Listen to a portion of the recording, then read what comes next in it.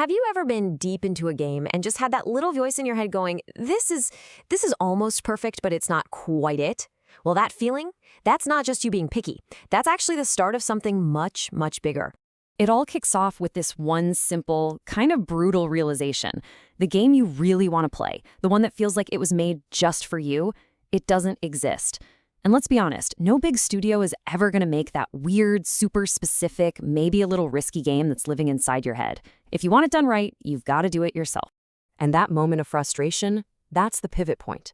It's the exact second a gamer starts to think like an offer. You stop asking, okay, what's out there for me to play? And you start asking, what needs to exist that doesn't yet? What happens then is this huge shift in your mindset.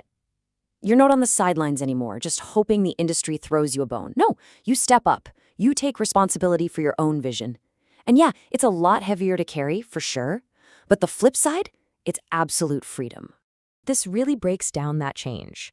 You go from being a consumer, basically waiting in line hoping to be served something you like, to being a creator, the one who's in the kitchen, deciding what's even on the menu. You get to decide what deserves to exist.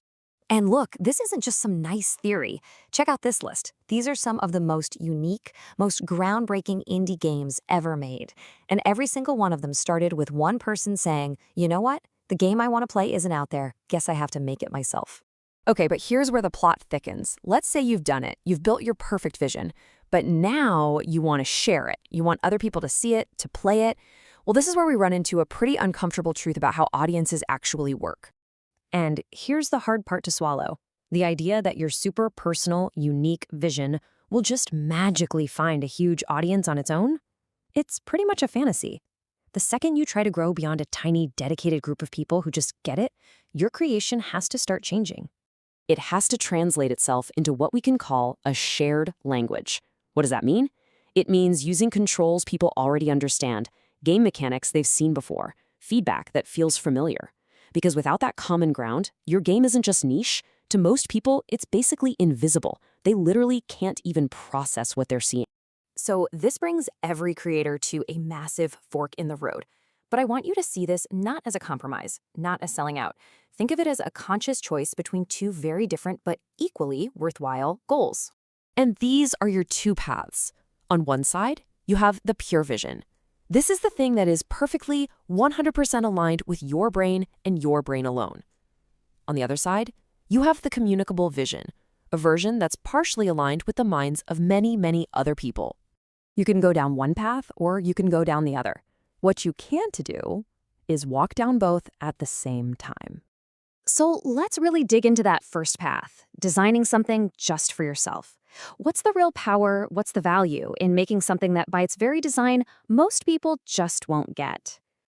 Here's a way to think about it. The big games industry, right? It builds mirrors for crowds. It tries to reflect back what the masses already want to see. But when you create for yourself, you're doing something else entirely. You're building a mirror just for you. And this forces you to ask yourself a really fundamental question about what you're even doing. Are you building an instrument or are you building a toy? See, a toy is designed to be comfortable and easy. It holds your hand, it wants you to have fun, like right now. An instrument, though, that's a whole different beast. It's designed for its own internal truth. It doesn't care about your comfort. It just sits there, waiting for you to become worthy of playing it. And when you choose to build that instrument, you get all this incredible freedom. You don't need tutorials for basic stuff. You don't have to sand down the sharp, spiky, interesting edges of your idea. Your design isn't some negotiation with an imaginary audience anymore. It's just a statement. This is what it is. Take it or leave it. At the end of the day, creating this way is, well, it's deeply personal. It's less like publishing a book for the whole world to read, and a lot more like you're writing notes to your future self, just having a quiet conversation across time. So what's the big takeaway here? It's about looking at that first moment of frustration in a totally new light. That game that doesn't exist, that gap in the market, that's not a problem. It's an invitation. The answer isn't to sit around and wait for the world to finally cater to your specific tastes. It's not about asking permission from some gatekeeper to make the thing you want to make. And it's definitely not about just hoping that someday, somehow, someone will read your mind and make it for you. No. The answer is to build. you build it.